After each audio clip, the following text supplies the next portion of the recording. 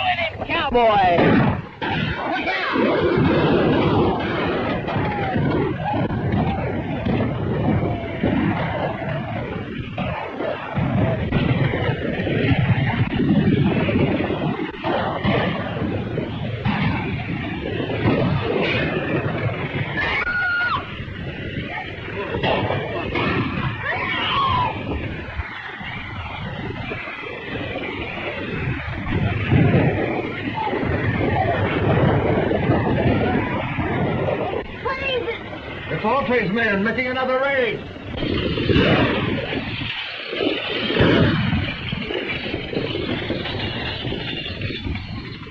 You know what we're after. Throw it out and be quick about it.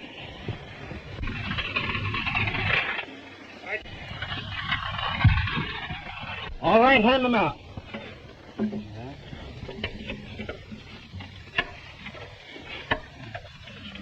That's not all. There's one more.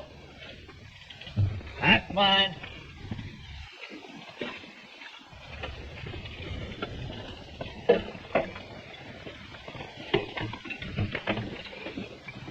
folks, it's Gene Autry making another raid on your time with his Radio Riders, broadcasting from Radio Ranch. We're about to bust right into your homes with some real ranch music and singing. Nevertheless, we're going to give you some real ranch music and singing. A long, long time ago, as all you folks should know, Uncle Noah built himself an ark. For 40 days and nights, the rain was sure a fright, and the animals journeyed for his ark apart. The duck went quack, the cow went and cock-a-doodle-doo. The old tomcats were raised an awful row. The little pig squealed, the billy goat, the bullfrog said, biggest rain we've had. Uncle Noah's ark's a madhouse now. The horses and cattle and thousands of yards. Even the long-eared jackass was there. Quack! The owl said, who? Whoop! Cock-a-doodle-doo, all were there on Uncle Noah's ark. At last the sun did shine, to the winter bright and fine, and Uncle Noah thought it was time to land. He couldn't open the door, got his hammer on the shore, and the animals roared and vowed to beat the band. Duck went quack, cow went woof, rooster cock-a-doodle-doo. The old tomcats were raised an awful row. The little pig squealed, the billy goat said, the bullfrog said, biggest rain we've had. Uncle Noah's ark's a madhouse now. The horses and cattle and thousands of the air. Even the long-eared jackass was there. Quack! The owl said, who? Woof! They all were there and Uncle Noah's ark.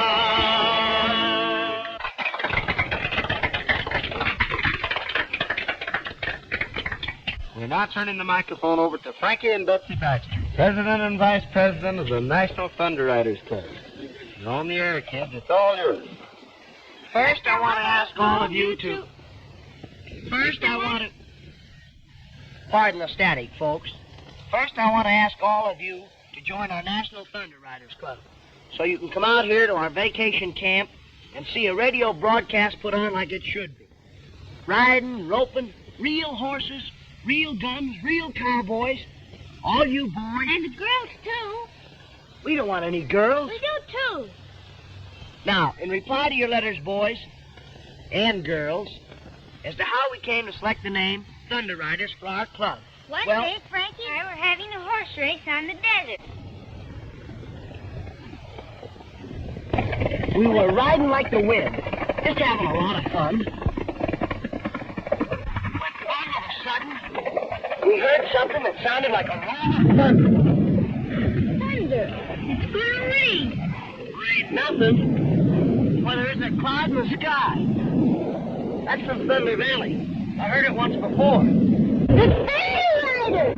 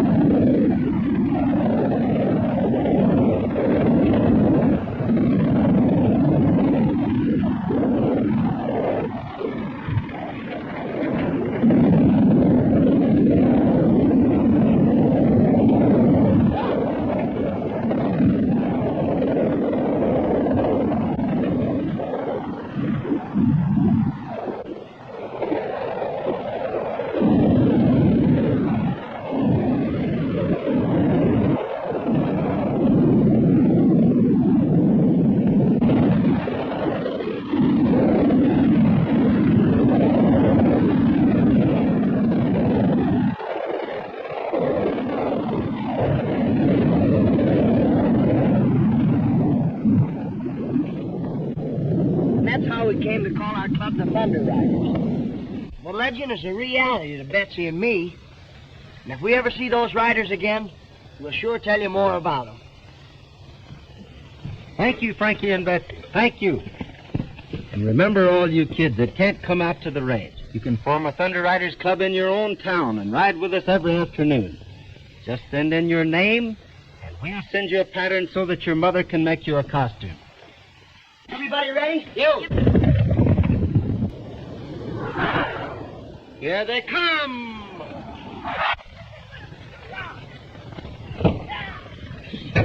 Will the Thunder Riders get there in time? And that, folks, you will learn when you tune in tomorrow. Good afternoon. Radio Ranch now signing off. Say, is our ranch becoming popular? And all on account of your broadcast. Why, our guests are coming on trains and horses and an automobile. And now, they're arriving by airplane. You said that ranch was deserted. It's deserted, all right. What about the fortune and radium you promised us? You'll get your radium. Gentlemen, I am firmly convinced that this is the site of the buried city of Mew. And with proper excavation, we'll find more than radium. We'll find secrets that have been lost to the world for thousands of years.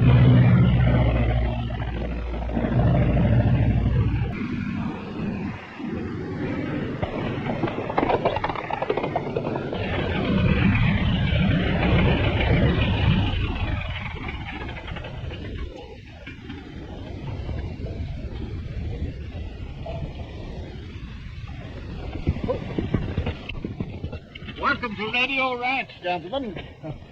Quite a surprise to see a plane around here. Beetson is my name, Professor Beetson. I'm Gene Autry. Do you think that we might secure accommodations? Sure, we can take care of you. This way, gentlemen, please.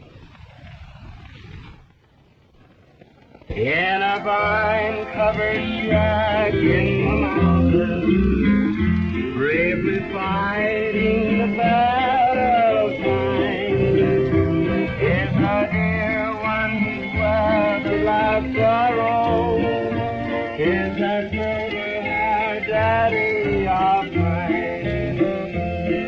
If I could recall all the heartache, dear old daddy, I call you mine. If I could escape the sun from your face and bring back the gold to your heart, if God would but grant me the power just to turn back the pain to the sky, I'd give all I own if I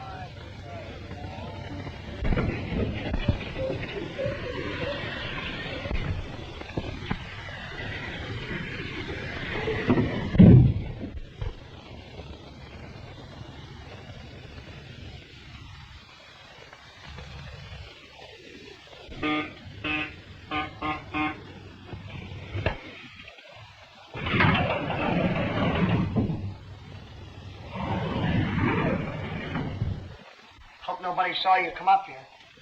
I don't want my secret laboratory discovered. I sneaked away. So you're the one that took that caliber castle cyclometer tube that the radio engineer was looking for. This is scientifically important to me. Look here, sis. This shows you exactly how to make a direction finder. And I just made one. What's a direction finder?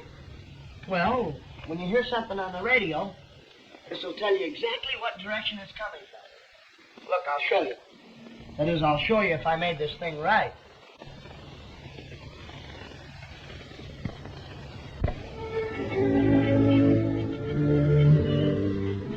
See? It's pointing 2 degrees west of north. That means the music's coming from San Francisco. There's those funny signals again. Frankie, look! The direction finder is standing on its head.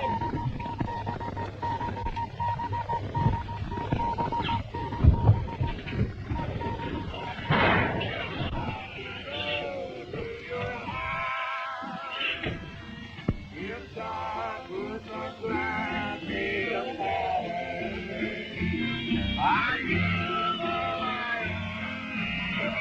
All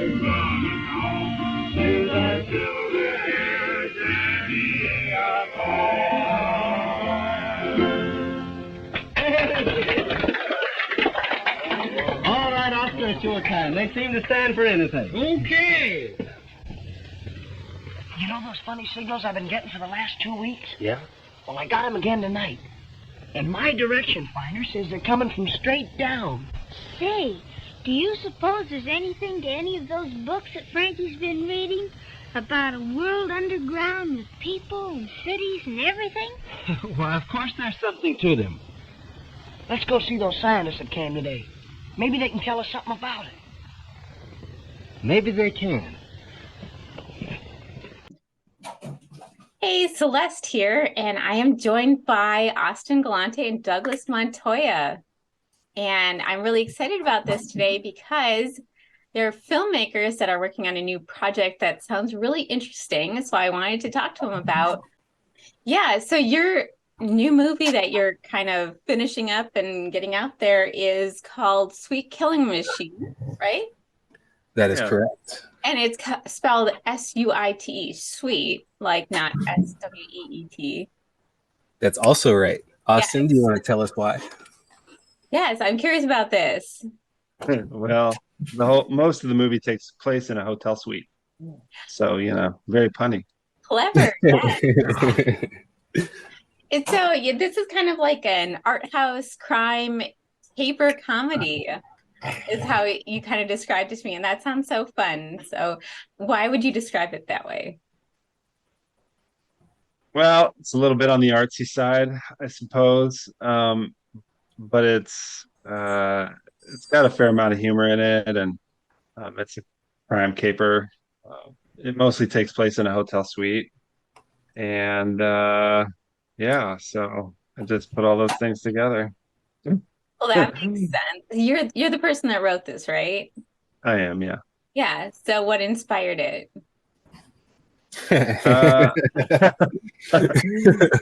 Well, that's a long story. So I was hanging out with a friend, and he asked me if I wanted to go with him and Doug to a hotel room and just film some random stuff. And I said, how about if we write something and actually film something that's planned out? And he was like, yeah, let's do that. So that's kind of how it started. Okay. So how quickly did you write this then? It took me 2 weeks.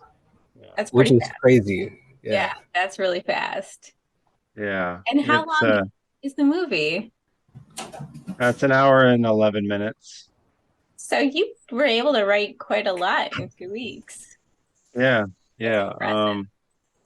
I mean, it was sort of a well, hey, let's do this. And then I sat down and started writing, and basically sat down and wrote for, 5 or 6 or 7 hours a day for a couple weeks. And as I was going, I mean, it was originally going to be a short, but then I had just developed enough story there that I was like, hey guys, are you all right with doing a full feature? And they said yes, so here we are. That's cool. Is this your first film? Yeah, that's definitely my first feature film. Yeah. Wow. So have you done anything else before similarly, like shorts or anything like that? Oh yeah, I've done a whole lot of music videos. One of them you're in. Breathe out. Yeah, that's actually where I met you guys. So Yeah. yeah, so that's fun. So you kind of wanted to get a little bit more longer stuff, a little bit more creative stuff going on, and Yeah. That's actually where I first met Austin too, I'm pretty sure. Yeah. I was I think it was was it just right before the pandemic? I can't remember. might have been. It might have been after because Yeah, because it was summertime, right after the pandemic started, I think. Yeah, that makes sense. I didn't move back from Ohio until after the pandemic started. Okay. Yeah, so that's when we met. To like, I was, looking to shoot some music video stuff for some songs that I had just finished, and good old Doug signed up for the. Yeah, it was fun. Okay, so Doug, what's your involvement with this project besides being invited to a hotel room? Besides that being the most fun part, well,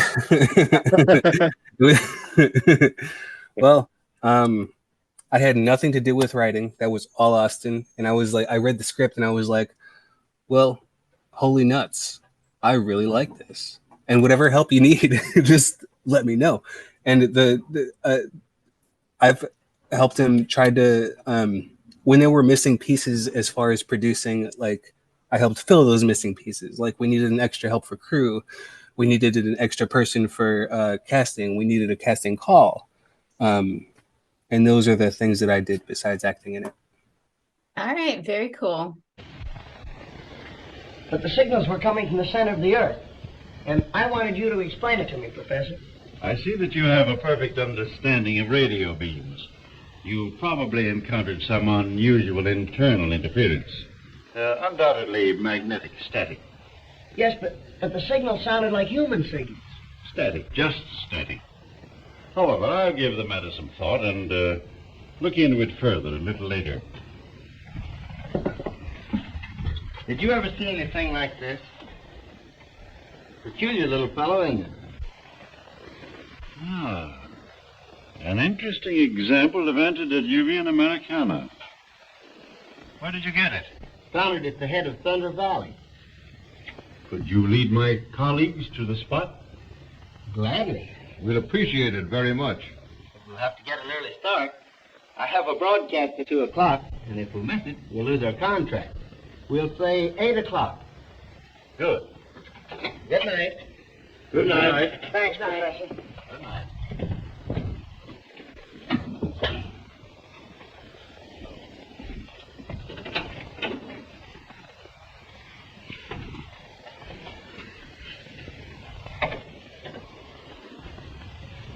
You heard everything? Autry's radio program and his singing make this ranch popular. Without him, there would be nothing here to interest anyone, and the place would soon become deserted. And we could go on with our secret explorations without anyone to molest us. Exactly. Tomorrow morning, when he leads Cooper and Saunders to the spot where he found that idol, your job is to see that he doesn't come back.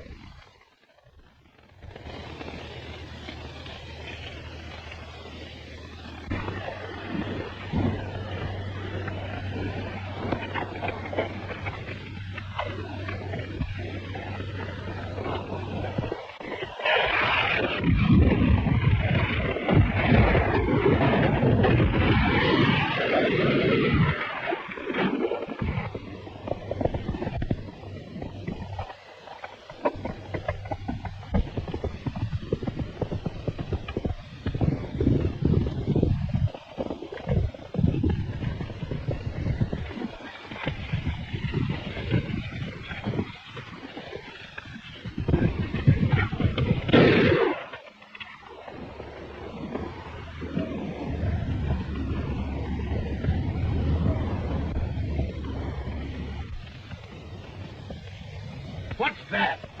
It must be a Marinian. Alive? Impossible. I tell you it is.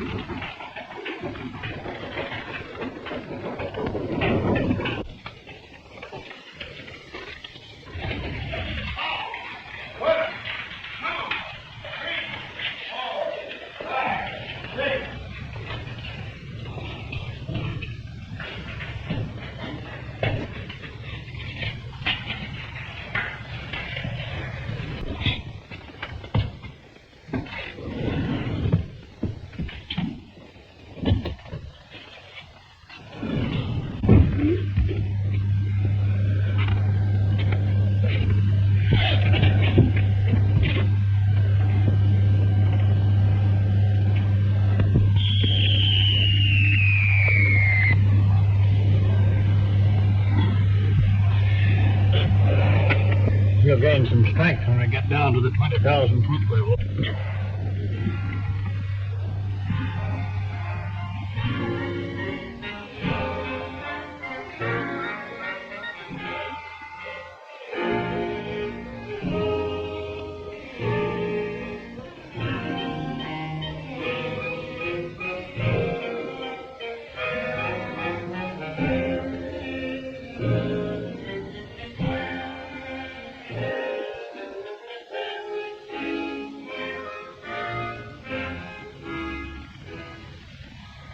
Her Imperial Majesty, the Queen.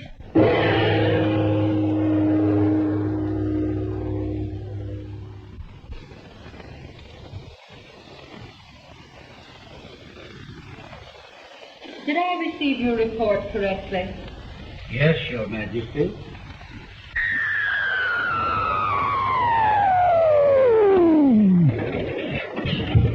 Her Majesty is waiting. I know.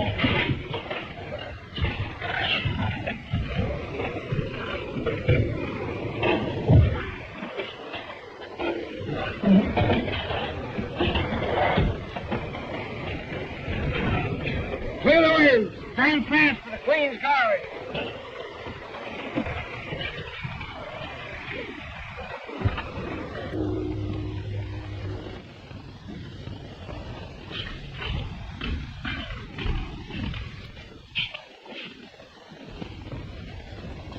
We welcome your return. Your Imperial Majesty, I have to report. Silence! You are not here to report. I've seen everything.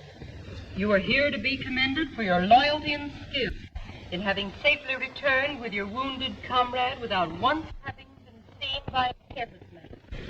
I do so commend you. Conduct him to the radium reviving chamber.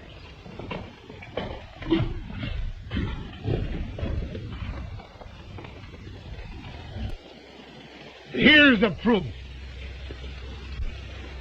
And there's the bullet hole. You perforated his oxygen tank. Evidently, they can't function on the air we breathe. The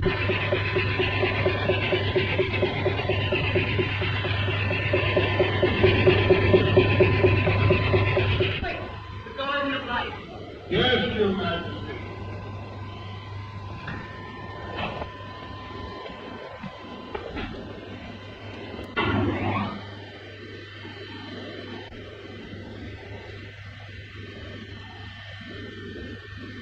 Now, I want to hear them.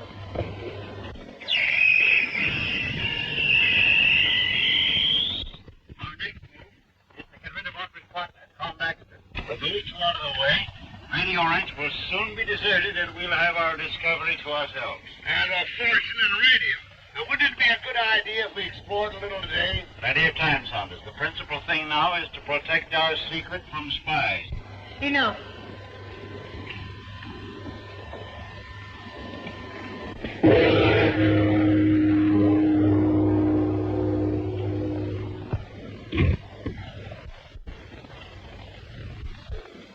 Our very civilization is at stake. The lives and future of all my subjects are in jeopardy. I shall order the Royal Guard to rid Murania of these intruders. For my part, I should send to the Garden of Life and there capture them when they return. No. The entrance to the Garden of Life must be destroyed. They must never be able to find it again.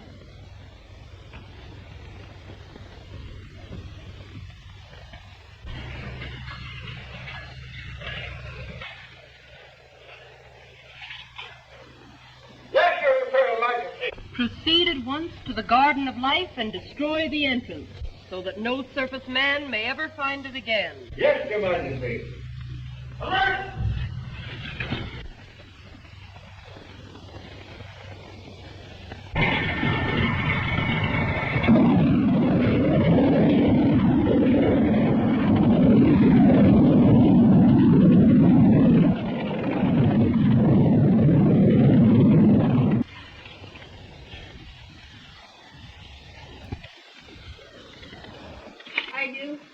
You're now a full-fledged member. Be seated. We will now continue with our regular business. Has anyone any suggestions for the motto of our club? All for one and one for all. To the rescue is mine. No more school. Do a good turn, Dave. Thank you, Dale. Your suggestion is a good one. But that's the Boy Scouts motto. And we must have one of our own. Listen. There's that thunder sound. That's the same sound that we heard the day we saw the thunder riders. Maybe they're riding again. Getting it, sir. Isn't that Gene's horse? Something must have happened to him. Maybe the real Thunder Riders got him. To the rescue. That's our motto. To the rescue. To the rescue!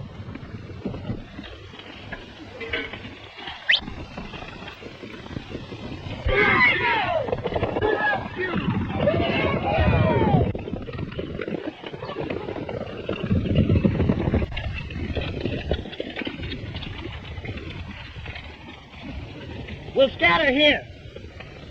All you kids break up into parties of 2. We'll search this whole country. And all go the same way. Betsy and I'll ride up toward Thunder Valley.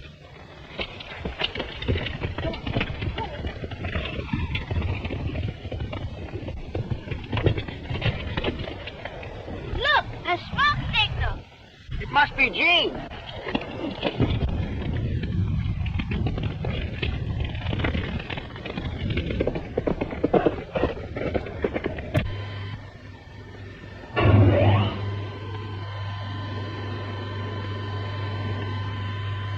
There's the key to our entire situation.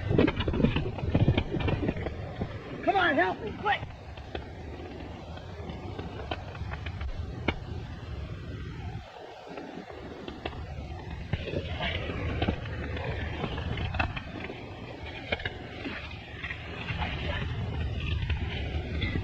Get the canteen, quick.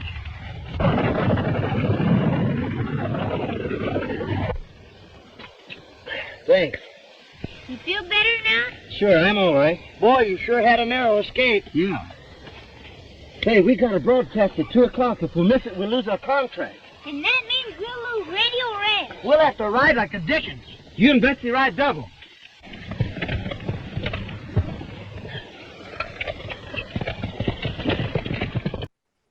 That sounds fun. What really appealed to you about the script when you read it? What drew you in? What really drew me in is like first of all, the jokes. I don't want to give anything away, but I want to say it so bad, but I won't. The jokes are smart jokes. They're not like not all of them.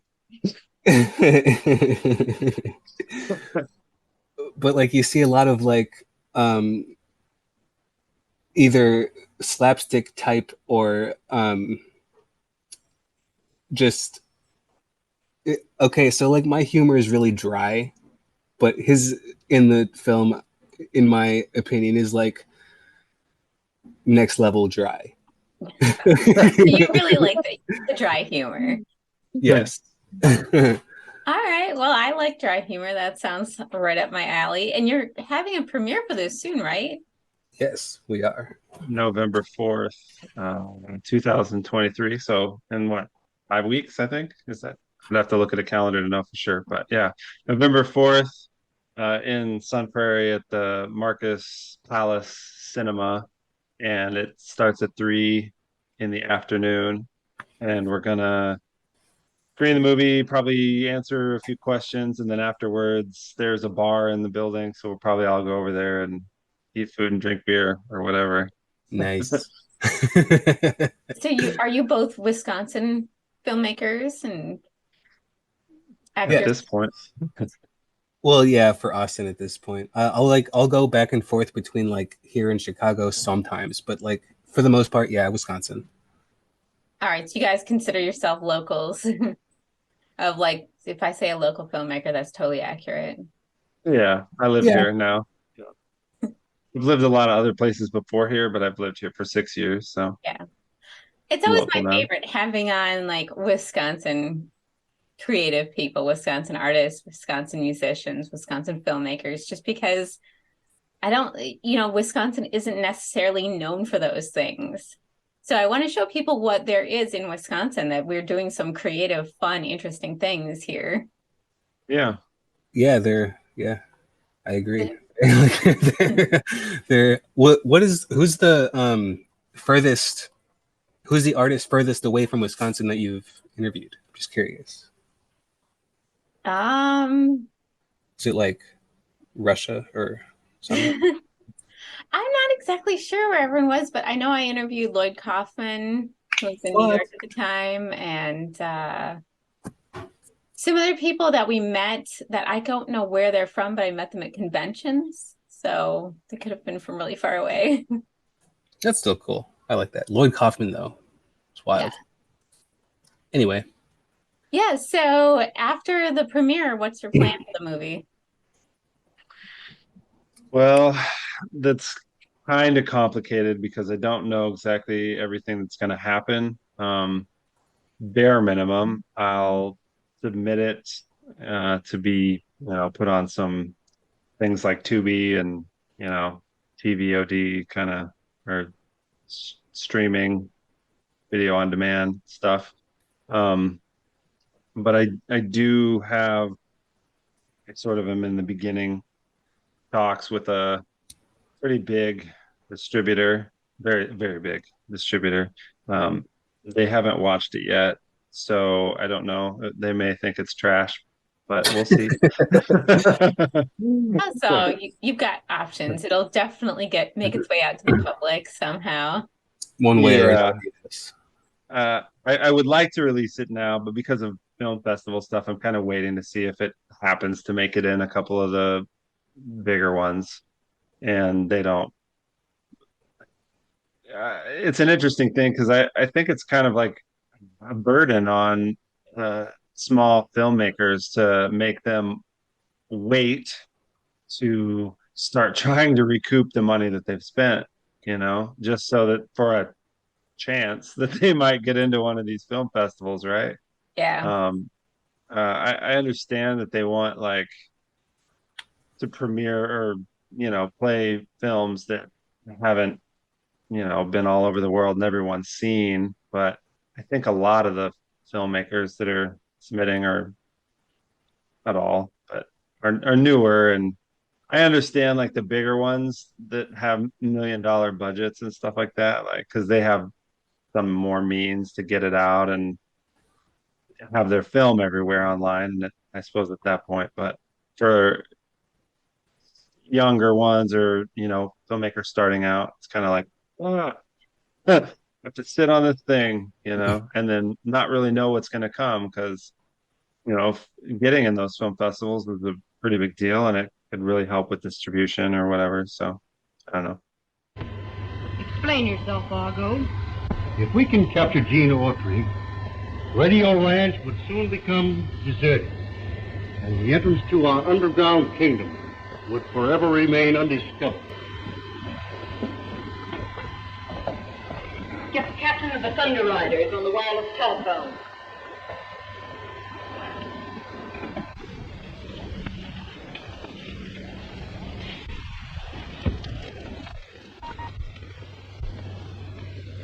Captain of the Thunder Guards reporting. Gene Autry approaches Thunder Valley. Captured him. Yes, Your Imperial Majesty. Thunder Guards, forward!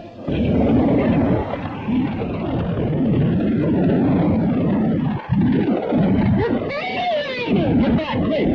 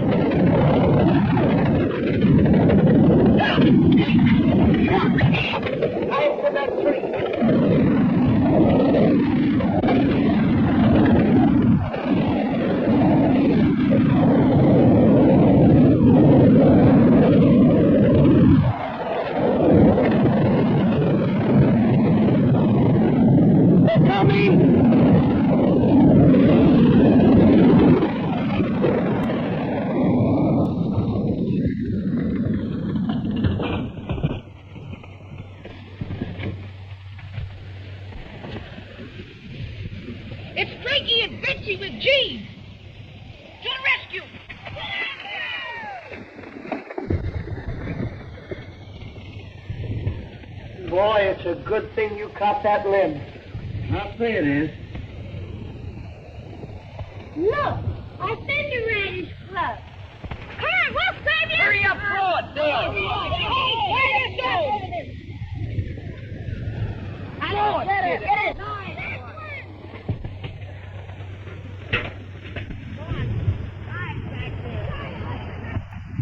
You first, Frankie. Frankie, naked?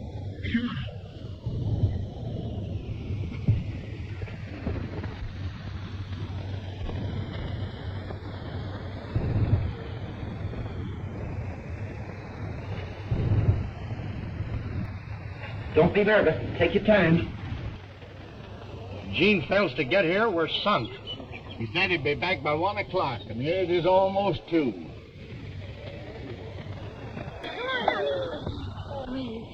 Gee, I was scared. I was afraid the roof would break. What happened, Frankie? Well, we'll tell you all about it later. We've just got time to get back to the ranch for the broadcast. If we miss it, we'll lose the contract. And Radio Red.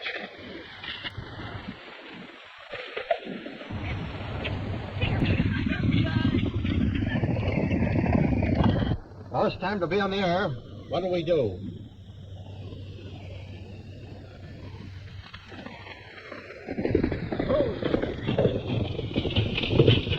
It's Gene! I thought you said you took care of Autry. Sharp must have missed. Radio Ranch is on the air. It's a Gene Autry offering another broadcast. Let's go! Now when I want my breeches pressed and want my clothes to look the best, I call on Oscar. That's me. I call on Oscar. I'm Oscar. And if my saddle needs some soap, I know the guy that's got the dope. I call on Pete. I'm Pete. I call on Pete. Yes, sir. Now these two boys are my right-hand men. They've proved their worth again and again. If I want more heat or electric fan, I call on Oscar. I get it. Or call on Pete. Now, when I write my girl a line and want it to get there on time, I call on Pete. I call on Pete. Or if I find my morning mail that by noon I'll be in jail, I call on Oscar. I call on Oscar. Calls on me, huh? Now, there's nothing I tell you that these fellows cannot do. If I want the moon or a star or two, I call on Oscar. That's my name. I call on Pete. I've been there. Now my girl has got a sister. That's Virginia wine to sister. I'll send Oscar. Oh, send him. Well, I'll send Pete. Oh, send Oscar. They say that she's not so pretty. She craves marriage, that's a pity. I'll send Pete. Oh, send him. I'll send Oscar. Let him go. She's got $1 million in salt, another million in the vault. If she stays single, it ain't my fault. Let me go. I'll go, Gene. I'll go myself. Well, On with the show, folks. Yesterday, when you tuned out our radio show, the Thunder Riders were riding to the rescue. Well, here's what happened after that.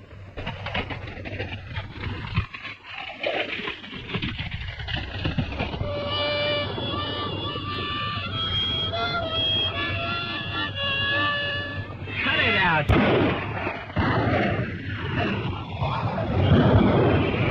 The stagecoach has been attacked. The bandits are getting chased. Why don't the Thunder Riders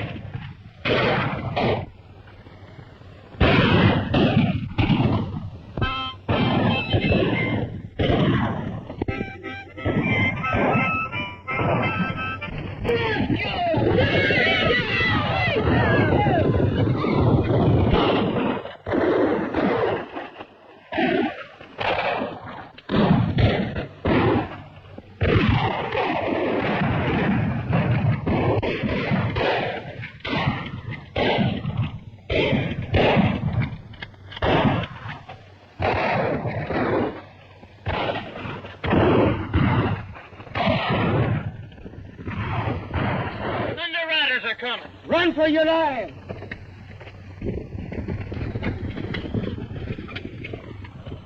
Gee, you were swell, Daddy. You took it as real as life. Turn over, Daddy. I'm supposed to bandage you. He's dead. Somebody shot him.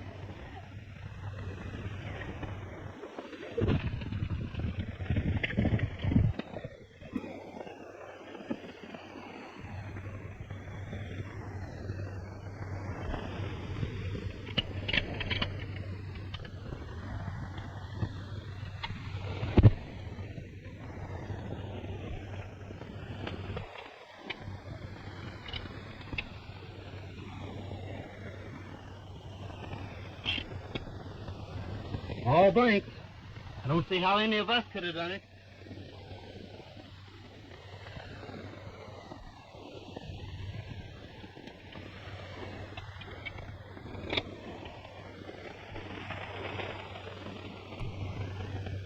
Why, I can't understand.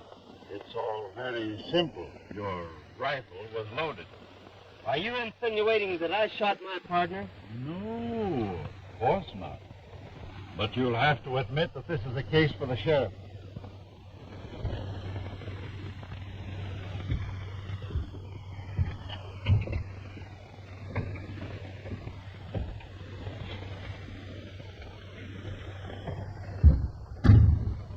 Oh, gee.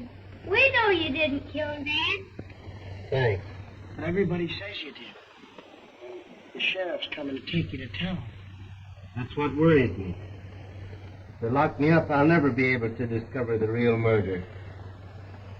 Oscar's guarding the window. His gun's loaded with blank. He wouldn't shoot you anyway. He promised.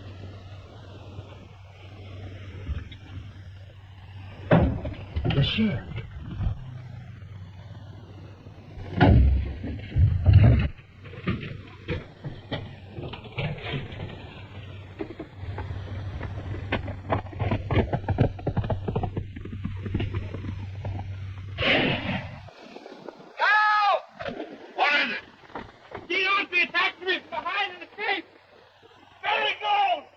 He's the man who killed Gus. Let's the horses. Take after him.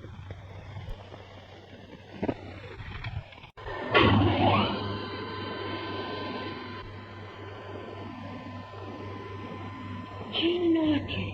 Yes, Your Majesty.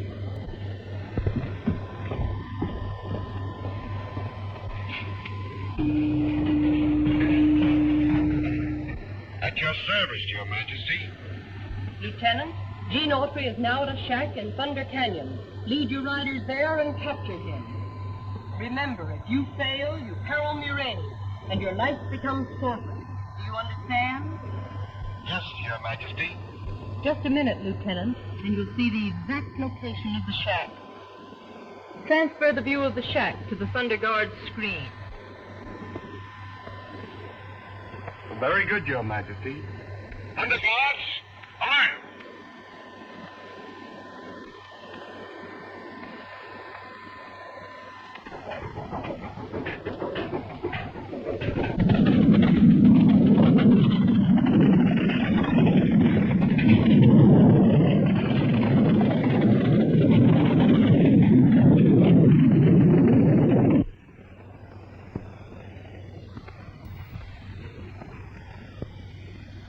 Gene! Even the long-eared jackass was there. Scared for a minute.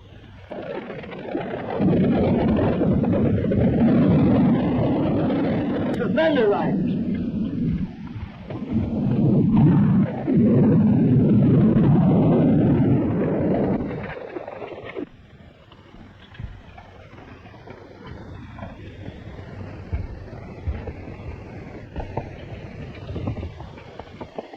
You're coming in. Get in there and hide.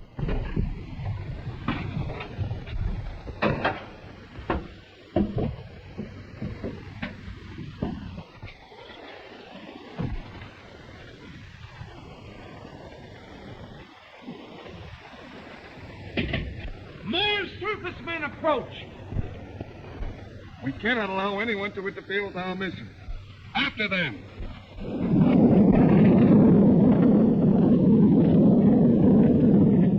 Yeah, so it's Kind a of little up in the air. catch 22 there, yeah. Yeah. But you've gotten a pretty good response from around this film already, right? Yeah, I mean, so far I started submitting to festivals, I think about 3 weeks ago now, and a lot of them don't decide for a while, either, months, or some of them are like, 3 or 4 months. Some of them start towards the end of the year, but so far we've won, I think, 5 awards, and um, we've been chosen for 3 different official selections, and New York Cinematography Awards. We're a semifinalist, but I don't know if that's. I don't know. It says we're still in consideration, but I don't know if that means that they're still choosing or what. I'm not sure. She's still wild. That's really exciting though. So you within a few weeks you're getting a lot of response from people. I'm getting some, yeah. It's kind of reassuring a little bit. I mean, it's hard to know, what you've created, whether or not anyone's gonna like it. So It's it's true. nice that at least like 5 people have liked it so far. At least 5. that's a start. We got that. At least 5. So what was the most fun about filming it? What was it supposed to be fun? There's always fun. Um, I'm just kidding. Uh, there were a lot of laughs, that's for sure. It's a pretty good.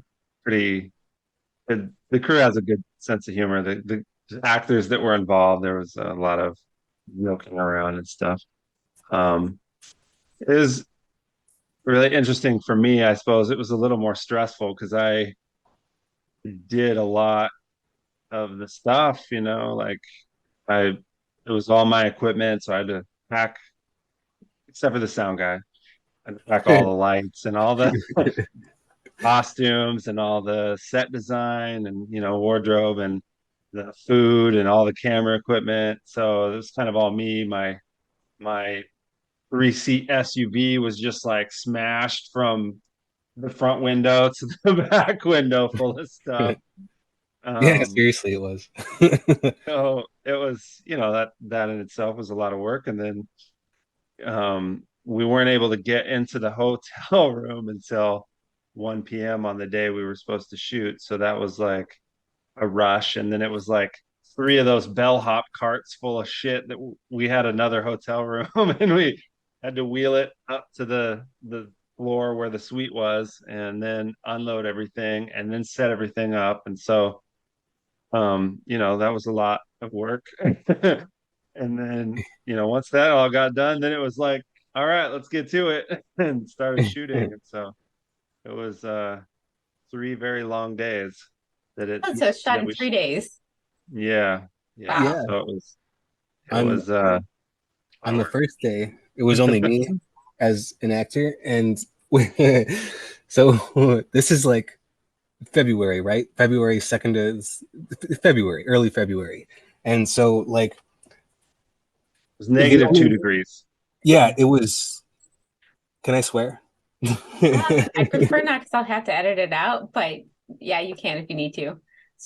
It was really cold, and so so the first things we shoot are outside, and I'm only wearing a button-down t-shirt.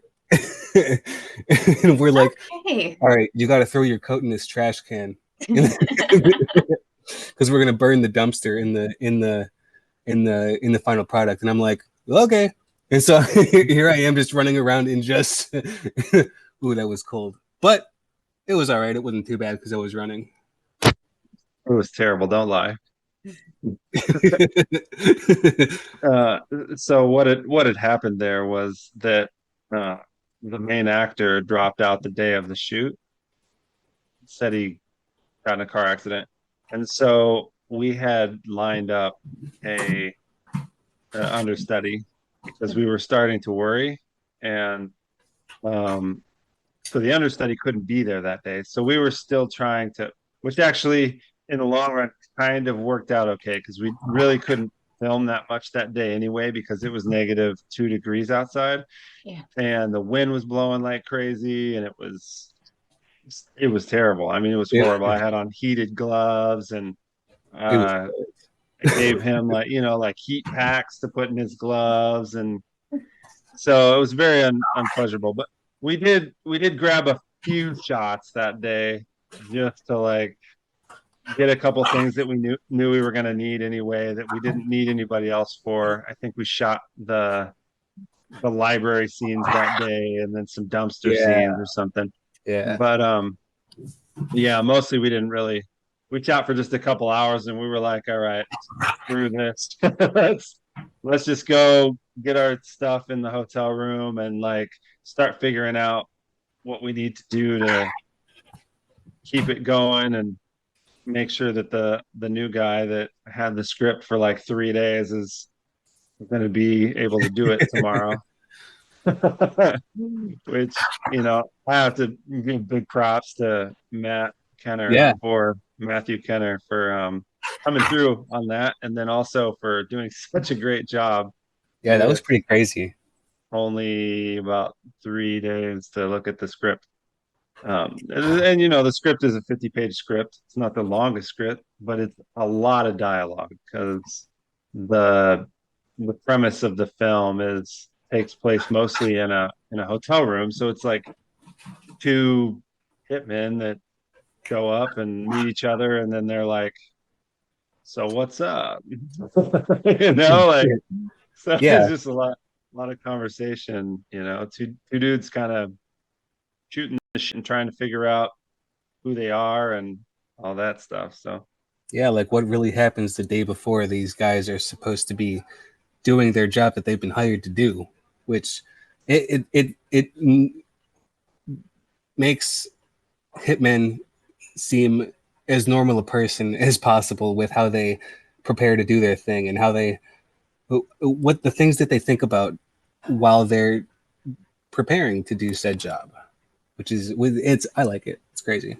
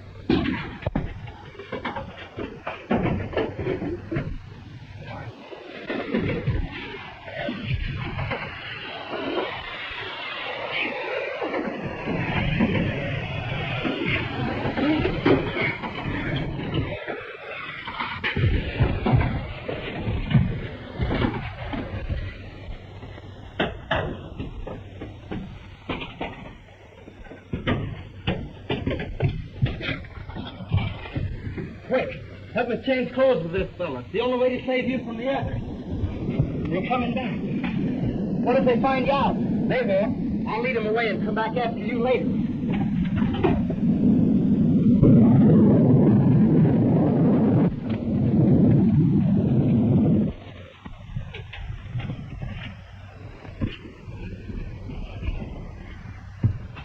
Don't let him get away.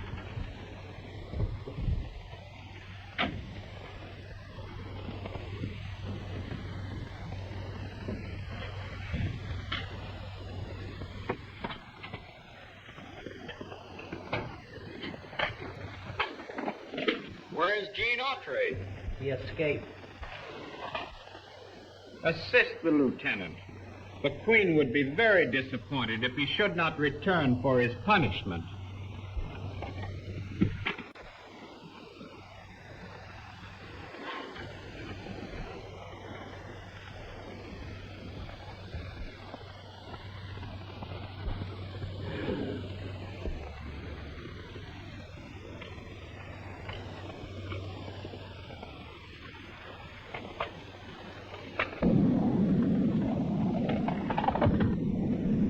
King couldn't get away.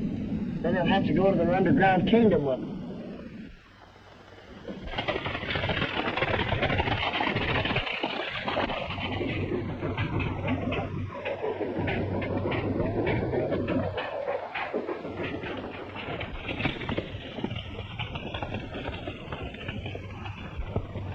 I do not blame you, Lieutenant Cole, for trying to escape the fate that awaits you.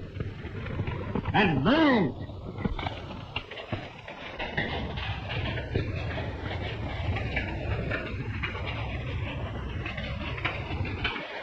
The Queen desires your presence at once, sir.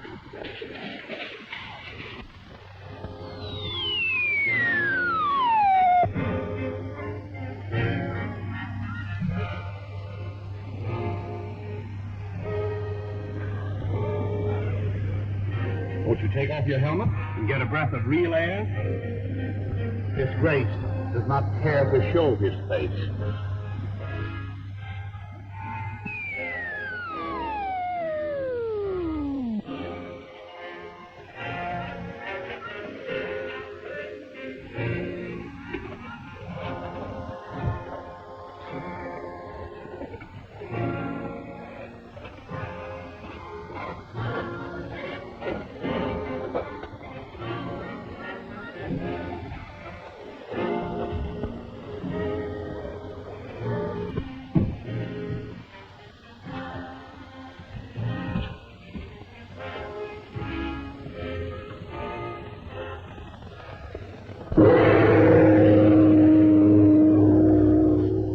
Prisoner of the land, under guard.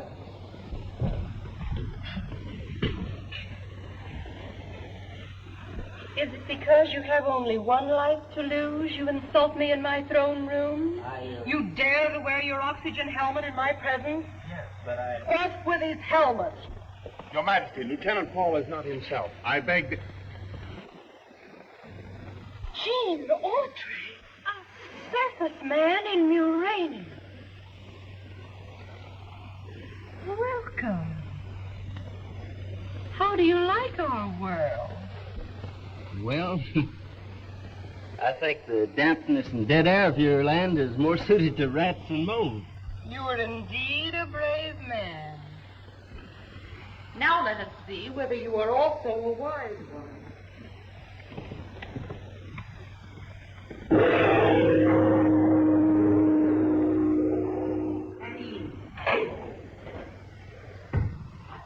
Come with me.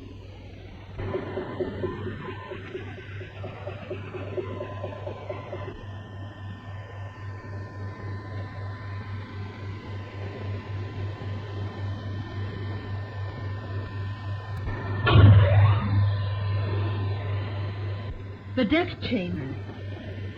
You are the first surface man to invade our empire, and your knowledge of uranium must die with you. Take him away.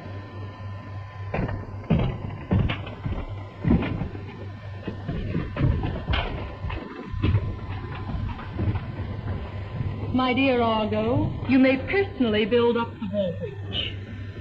You honor me.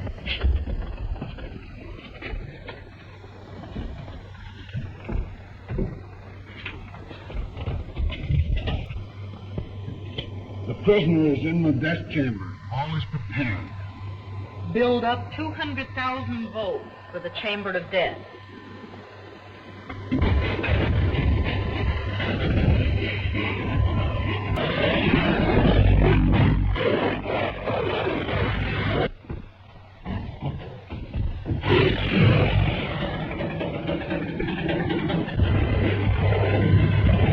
Execute.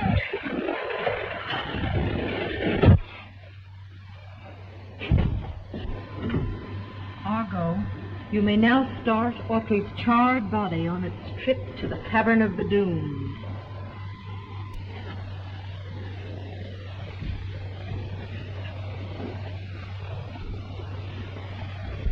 How much longer are we to wait for the word that will start the revolution? Do not be impatient. The clever Argo has saved our lives for a purpose, and we must wait. Where are the hand weapons you promised us? I have perfected this Z-ray lithium gun. It is designed to blow anyone it is turned on.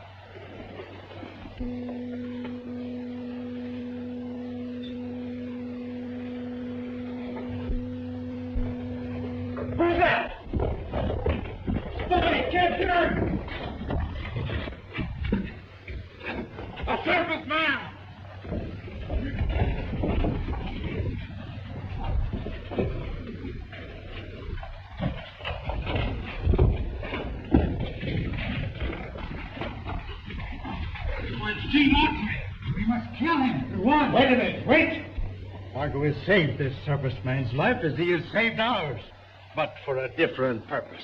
Why should the Lord High Chancellor want to save him? For vivisection, so that we may take him to our laboratory. Stand back. Get in that corner.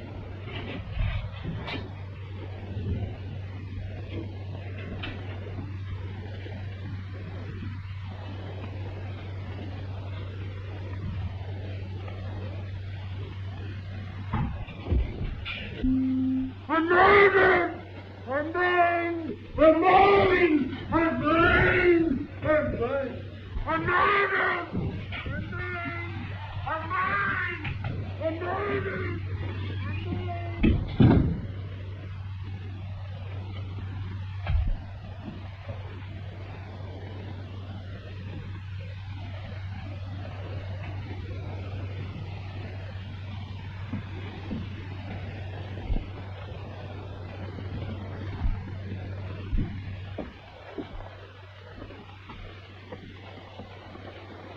The Chancellor.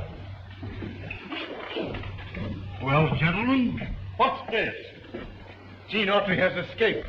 the Queen learns I saved him from the death chamber. All of us will burn for your carelessness.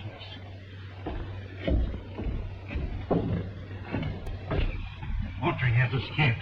You must find him at once and bring him to our rebel headquarters. We've got to find Gene so he can get back to Radio Ranch in time to make his next broadcast. That must be the entrance to Murania. Come on.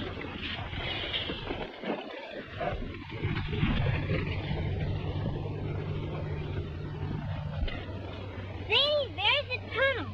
But how are we going to get down to it? There's a rope ladder.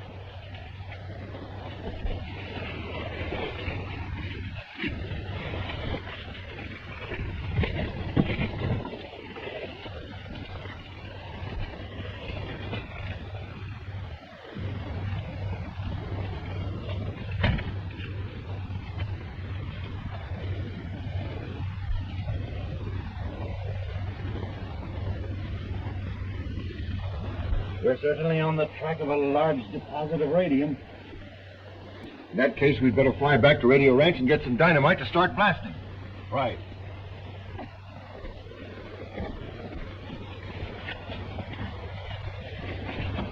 After we locate a way to enter Murania, we'll have access to enough radium to fill a bushel bag.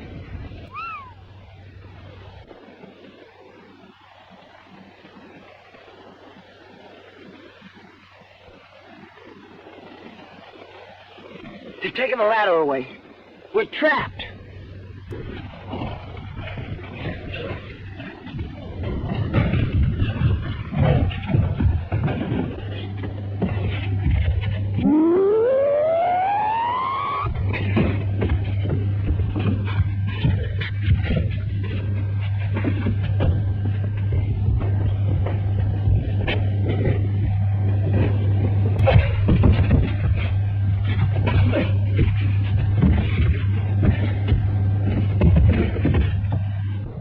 Well, that's fun.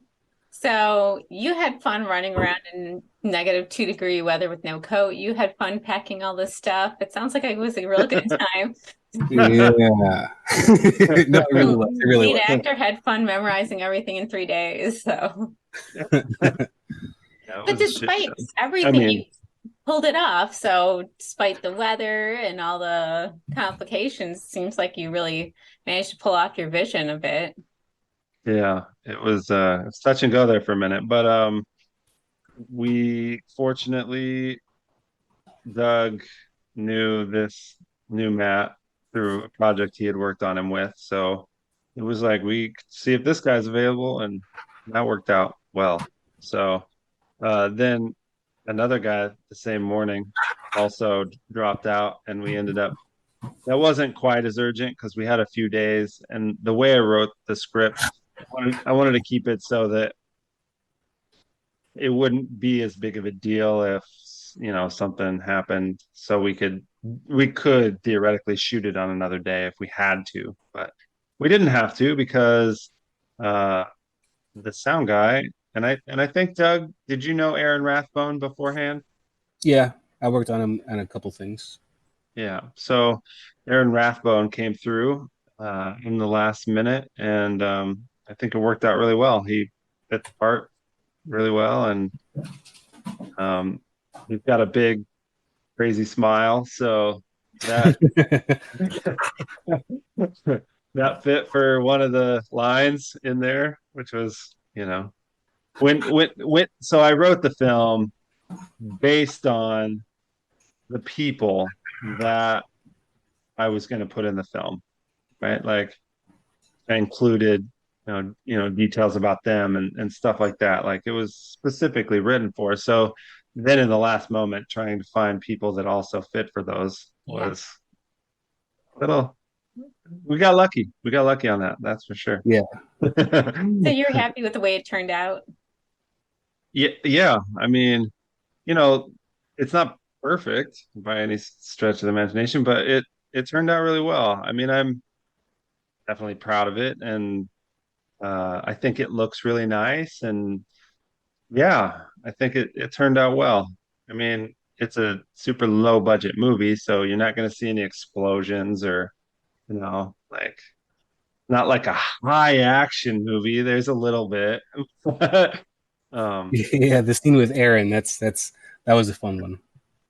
yeah, The only action part of the movie, but it was fun. It looks good, I think. yeah. It was, you know, the it was a challenge, right? To just have an extremely, extremely small budget. I mean, like micro budget, and go like, all right, what can we do? And like write it for what we have available and stuff. I mean, it helped. I mean, we would have probably never been able to do it, but if I hadn't had, you know, a lot of the equipment, I've been slowly building up, equipment, lights and cameras and stuff like that, so that I could shoot things uh, when I wanted, and also learning how to do a lot of the stuff so that I can just do it, and I don't have to worry about if someone else is gonna be available or paying a editor $750 a day or whatever.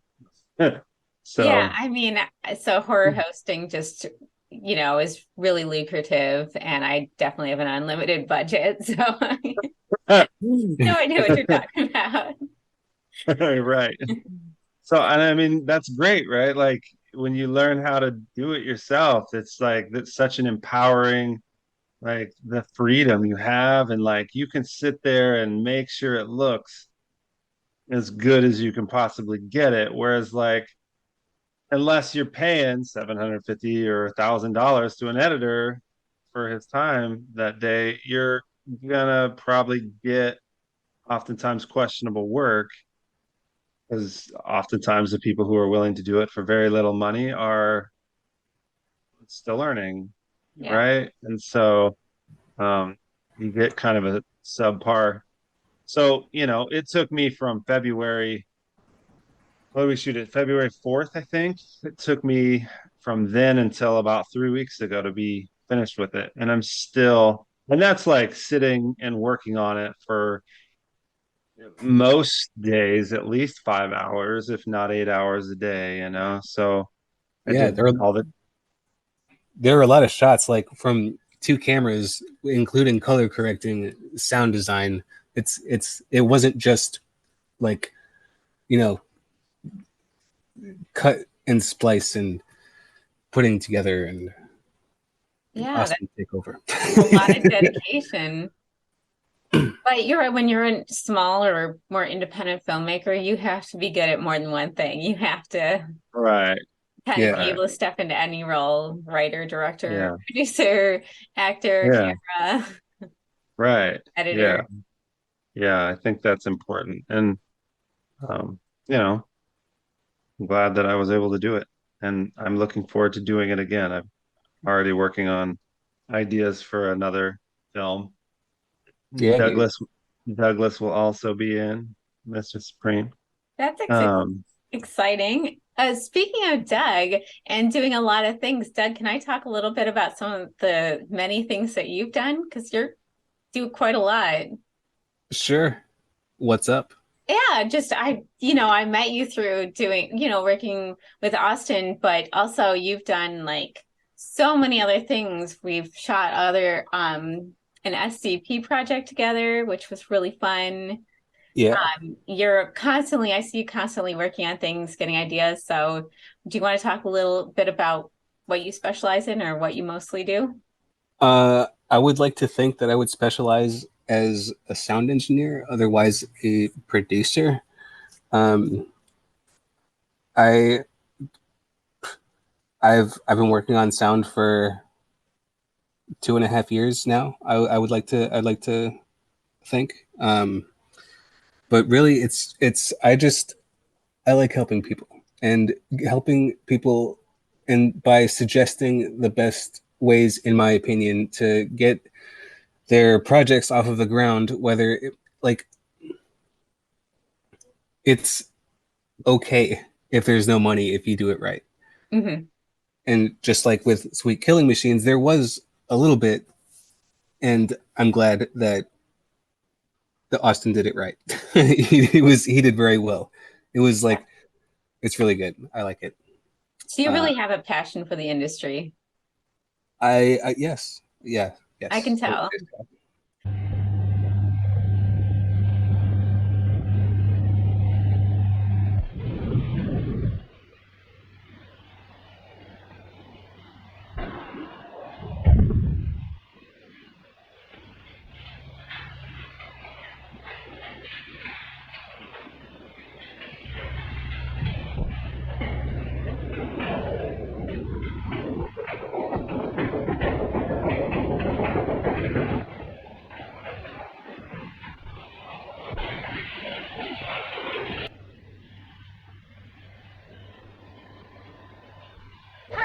The master microphone. Royal Guard, alert. Proceed immediately to your headquarters and capture the circus man.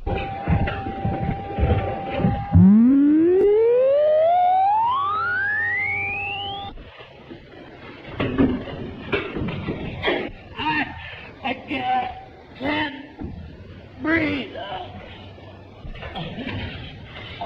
All right, I'll give it to you. So get me out of here.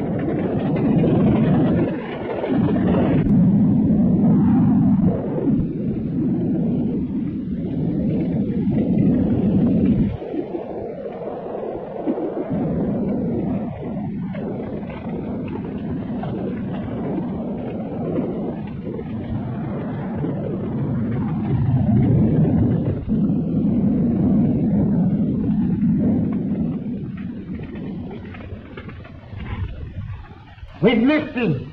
Autry must be hiding on that hill. To the right.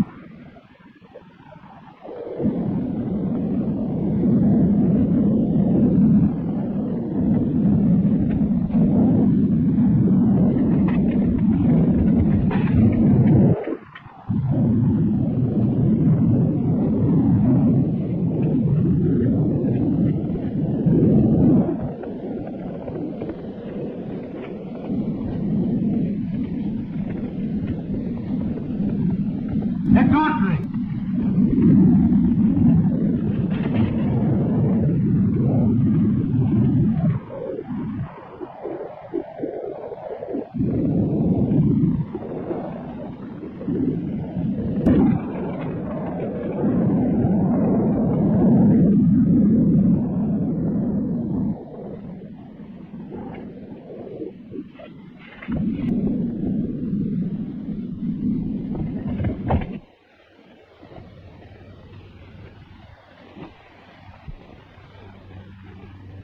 There's somebody! Gee! How'd you get away from the radio? Never mind that. What are you doing down there? We're trapped! There's a rope ladder up there someplace. Find it and throw it down so we can get out. Airplane! Science are coming back. Hurry! Here you are.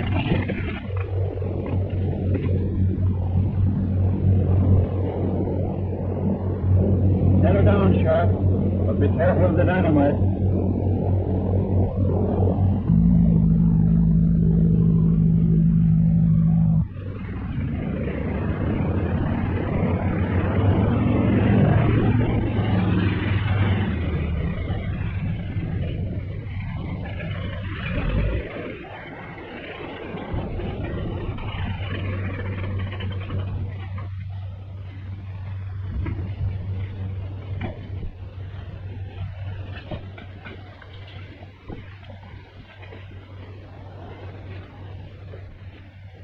The ladder is down. Someone has used it. They built a fire. It must be hiding in the tunnel. We're not going to lose that fortune in radium now. Got us out of there just in time. Say, we've got to broadcast at 2 o'clock. It's almost time now. We'll never make it back to the ranch by 2 o'clock. We'll have to. If Gene doesn't go on the air, we'll lose the contract and the ranch, too. Maybe we'll borrow their plane.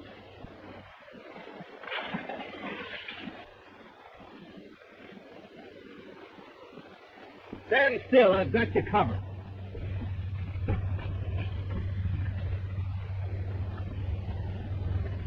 Now you can lower your hand. But don't move too fast. Because something might happen.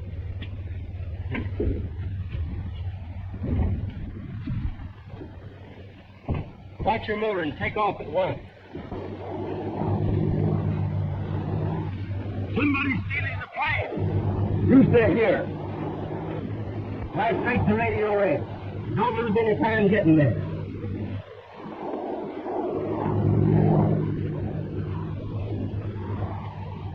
Those horses belong to the Baxter kids. They must have been the ones who took the plane. Headed back to the ranch. What are you going to do there? Wait and see. Radio Ranch. Calling Radio Ranch. Now we'll hear from that rollicking bandit crew, the Radio Ranch Quartet. Here they are. The program will be over in a few minutes. Yes, if Gene doesn't appear pretty soon, we're sunk. Yesterday, I crossed that gallery upon the hill. Hello? Radio Ranch? Who's calling? This is Frankie speaking from a cabin plane. Gene's gonna sing. Hook 'em up.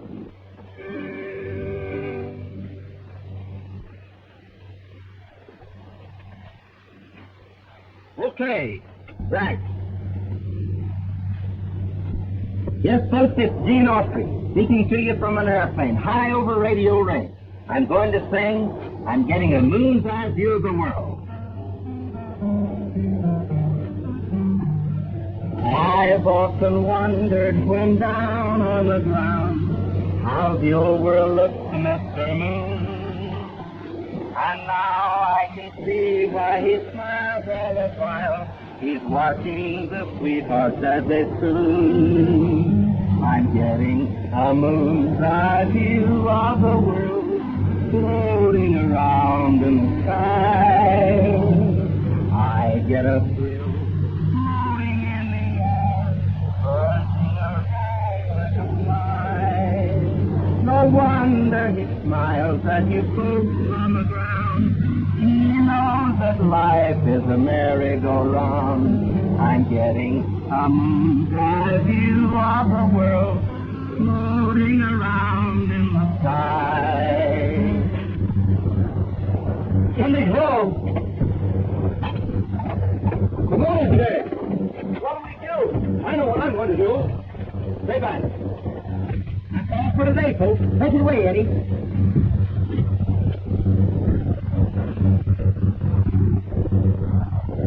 He's finding Bill. You think I'm going to try a head stick landing with a load of dynamite? You're crazy. Get over there.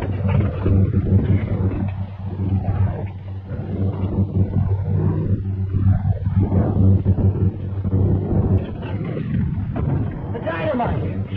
Throw it overboard now, try to straighten out the plane.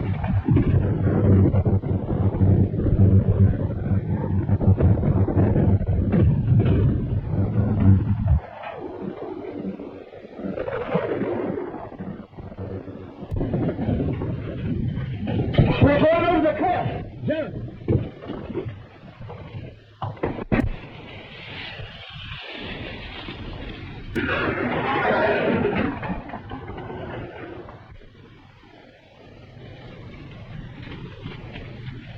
Gene went over the cliff. We gotta help him.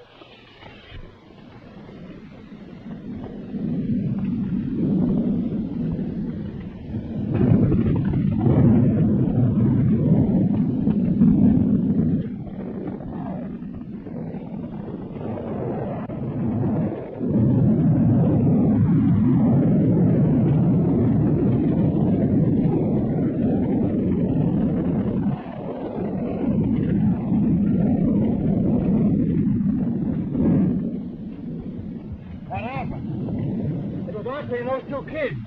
And now he is gone and the Marines taking Frankie and Betsy away. Well, we better make sure of that, Autry.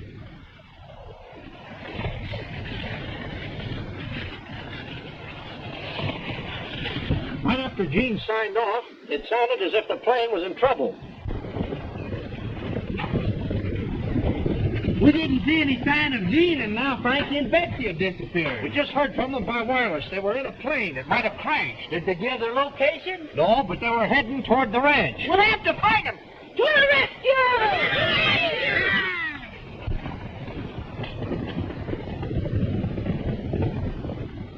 That shows it. So, Austin, speaking of what's next for you, do you want to talk at all about what the next project you're working on is? No, I don't really want to. I don't really want to discuss the idea. It's different. It's definitely different. But you got stuff in the works. You're like, this turned out great. I'm going to work on the next thing. I did not burn myself out working 5 hours a day editing this thing every day. Yeah, no, that part was a little sucky, but you know, you just have to look at it like every frame is a piece of art, right? Like you're painting a picture and just sit there and go like, all right, one at a time. We'll just get through it slowly. But yeah, I mean, I've got a couple other ideas that I think are very original. I've never ever seen a movie like them, and so yeah, I don't really want to talk about them until they're almost done. Man, the internet is a wild, wild west of people just biting stuff. You know what I mean? Like, I'll watch one clip of something somebody did, and then I'll see like 5 more people do it, and I'm just like, dude, you know what I mean? Like, there's a lot of people out there who have zero integrity when it comes to like trying to create something original. They're just like, well, I saw that before. Let's do that. That got views. Perfect. Do it again. Yeah. All right. So maybe no one will notice. If people want to find any info on your movie, let's say they can't watch it right now, but they want to keep track of film festivals it's going to be at, any screenings or where it's going to be, how would they go about finding this information? Oh, well, you could go to facebook.com/Sweet Killing Machines, and we'll definitely post like, you know, any awards and stuff like that. And as far as like festivals that it's submitted to. I don't know if there's really a way to track that or keep up with that, because I'm sure it will change. I submit. I'm still submitting, I guess, but we're submitted to, I think, a total of about 61, I think, right now, film festivals. Which is wild. So yeah, I mean, I feel like it's a good enough project to like so yeah, just as well do it, right? Like yeah. spend time and energy.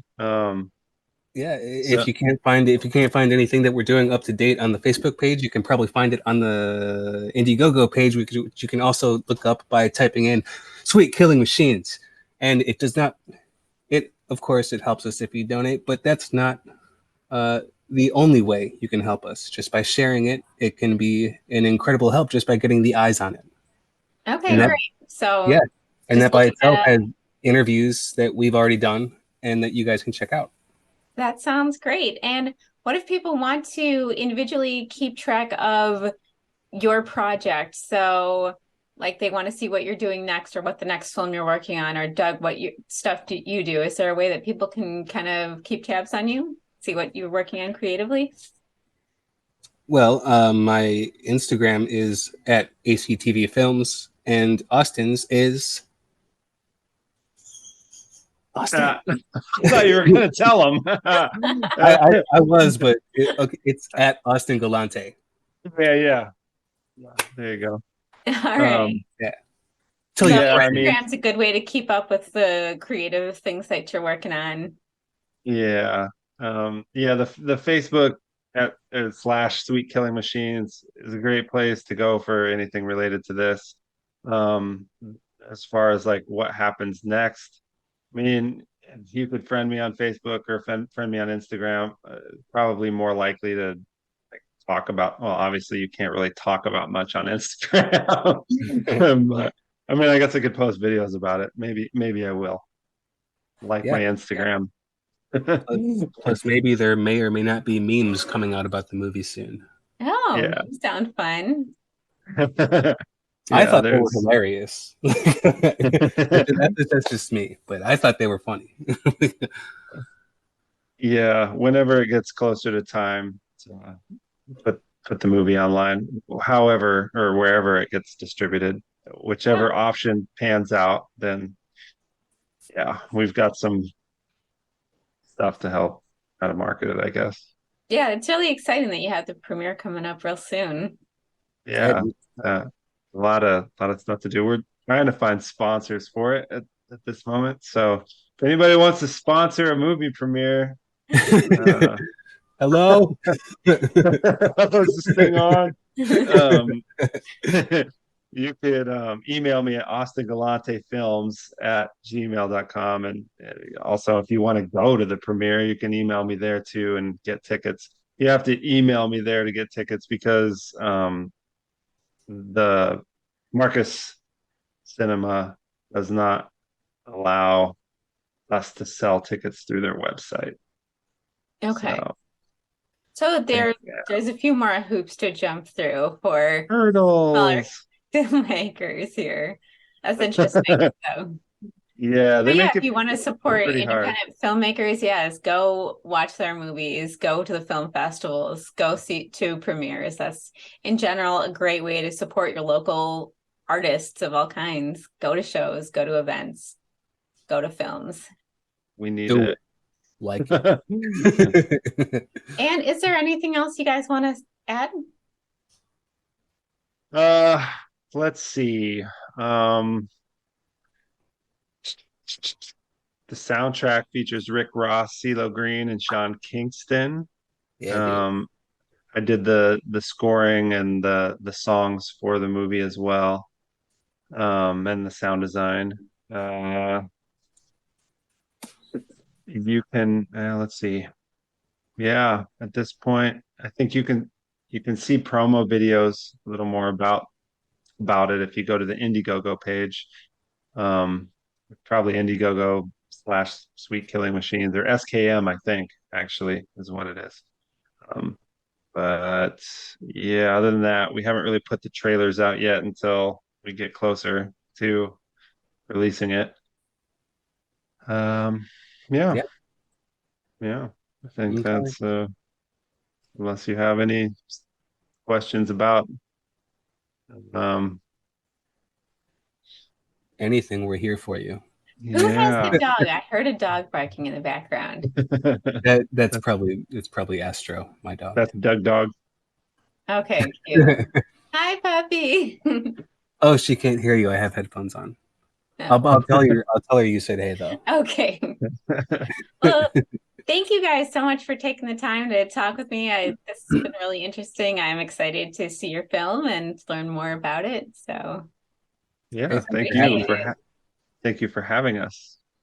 We really appreciate it. Yes, we do. And thanks. I didn't think that sentence completely through. My bad. Oh, that's okay. He's still alive. He's wearing a Meridian outfit. He must have been in the underground kingdom.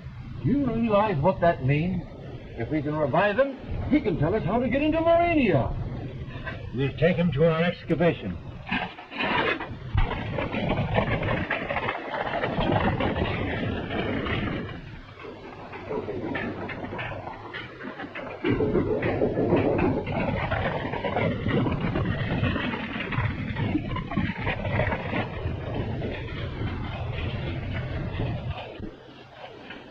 Deliver your prisoner to Her Majesty on the 33rd level and report back here immediately.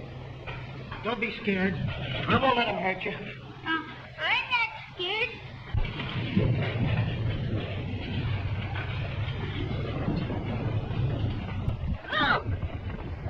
Are those Frankie and Betsy's horses? Something must have happened to them.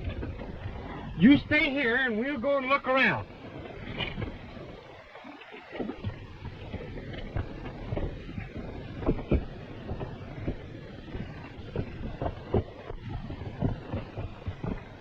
Sure, it's their horses. But where did this come from? Be quiet.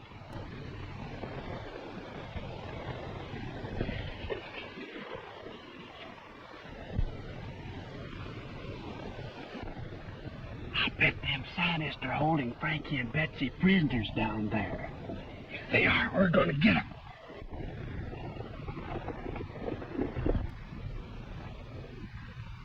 I'd like to see Autry's face when he learns that Frankie and Betsy were captured by the Marines.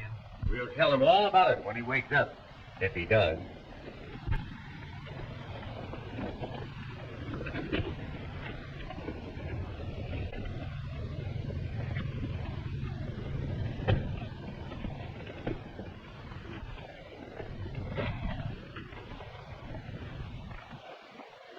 Who's in there?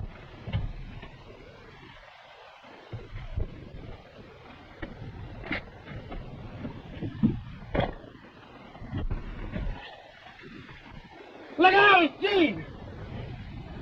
Hurry, we've got work to do.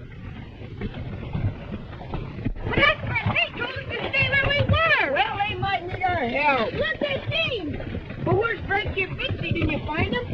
They're prisoners down in Urania. We've got to save them. To the rescue!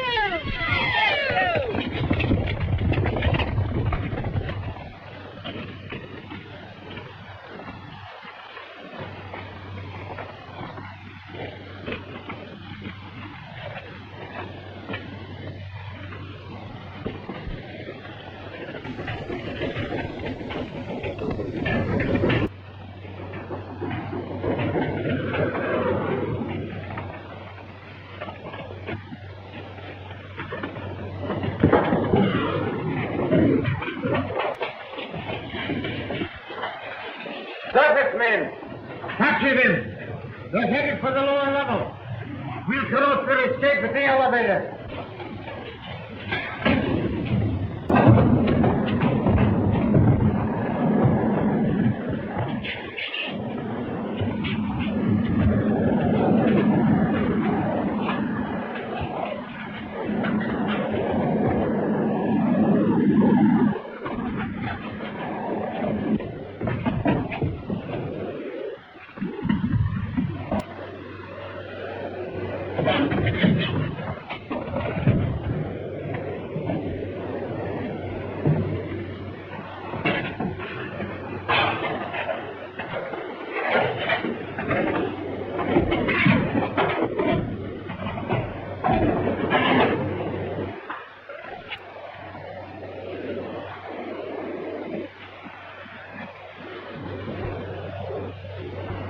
It's got wheels like a cow.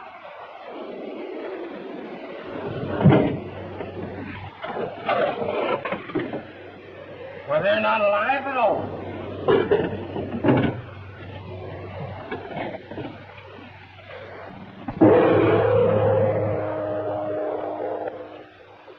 You have long been a menace to Murania. I once sentenced you to the death chamber, but you escaped. Whoever helped you escape is a traitor to Murania. Tell me his name. I'll tell you nothing. Not even to save your life? Not even to save my life, unless I can also save Frankie and Betsy. Let me prove that your friends are alive and well.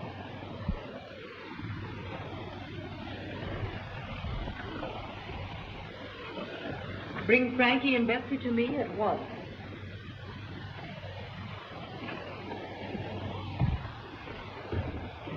Bring the prisoner to the control room.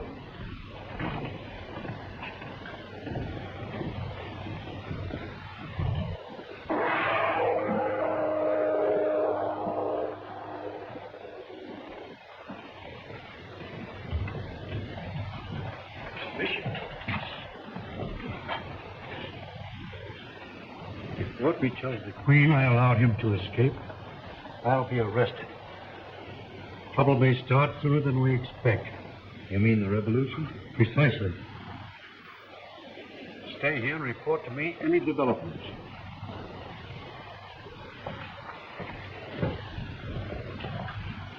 This board operates every electrical and mechanical operation of Murania. What has happened? Don't get excited, lady. We're just taking charge of Murania. I've got Brooklyn. Lock that door, Arcane. Remember our team. Who are you? The rescuing people, the rescue. How about getting Frankie and Betsy and going back to the ranch? We're getting tired of this crazy place. Stop it! I command you! Pipe down, you! Locate Frankie and Betsy on the television screen. Now I will be able to prove to you that your young friends are alive and well.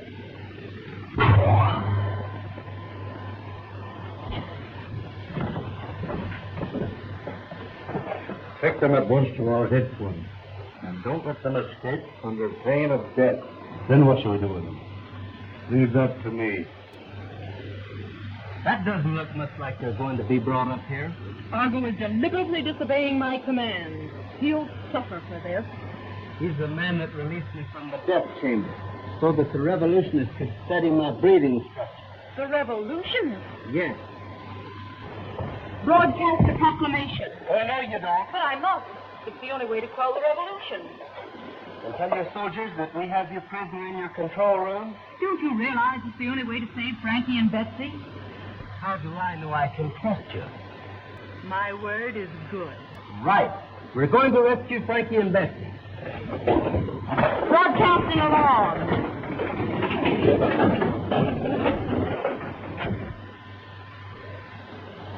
Death to Argo by order of the Crown. Death to Argo by order of the Crown. The hour has struck. Report to your station. We are dethroning the Queen, and by night, a new dynasty will have control of the throne. Good! The hour! Our time has come!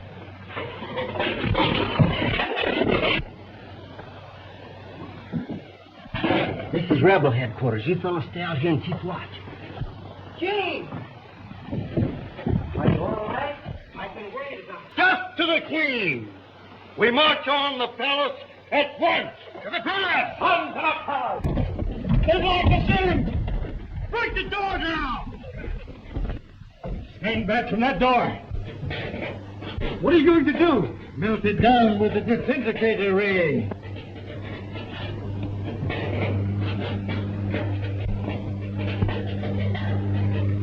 Turn it on full power. I don't dare risk it. I will lose control.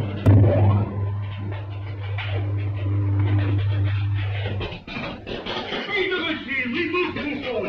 Unless we get off research to the Queen, we cannot cause the revolution with the disintegrator. Oh! Get up your face!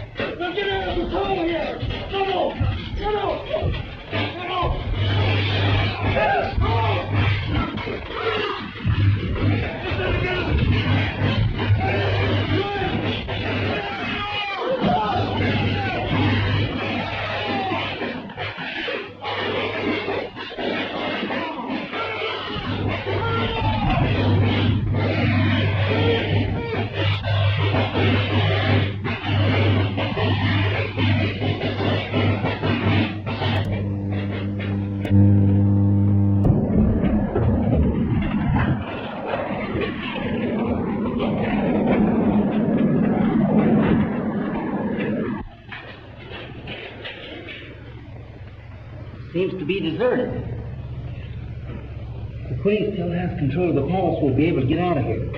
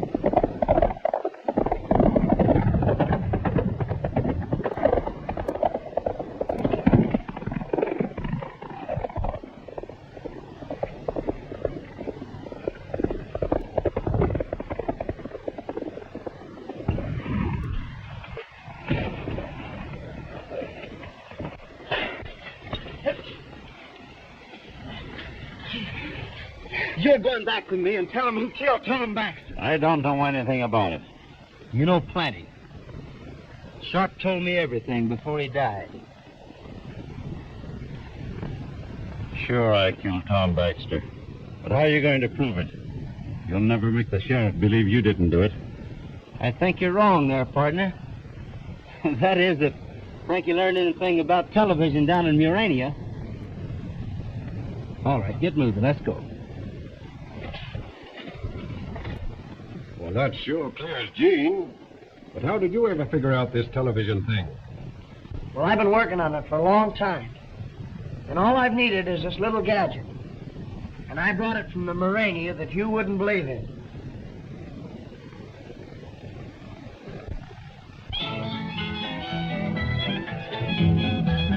A long, long time ago, as all you folks should know, Uncle Noah built himself an ark. For 40 days and nights, the rain was sure a fright. The animals nearly tore his ark apart. Horses and cattle and passengers, even the long-eared jackets was there. Quack, whoop, they all said who? All were there in Uncle Noah's ark.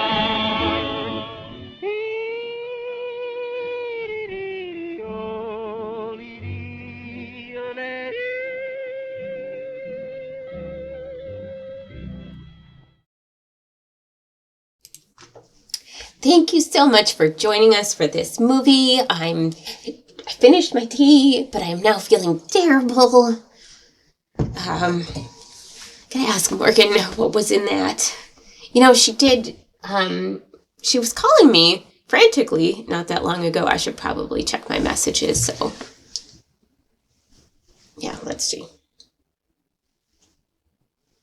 Okay. She's missing one of her cups of arsenic that she was going to give to some people to get their insurance money. Oh no, I messed up Morgan's plans. Oh no, I had a bunch of arsenic. That can't be good. I'm only assuming that is not a good thing. Because I'm not feeling great. So I'm going to go let Morgan know what I did, and maybe she can come up with something to fix this. I'm looking pretty pale. I don't know. I'm not looking so great. And but I did enjoy doing the interview with Austin and Douglas Montoya. They're really fun, interesting people. They're always doing really cool projects. So definitely check them out. I'll have their Instagram info in the credits. So yeah, go follow them. Check out Sweet Killing Machine. If you can make it to the premiere, make it to the premiere. If not, definitely find a way to watch it. So anyway, thank you guys so much for joining us. And I need to go seek emergency medical attention right now, I think. So, yeah. Bye, and we will hex you soon.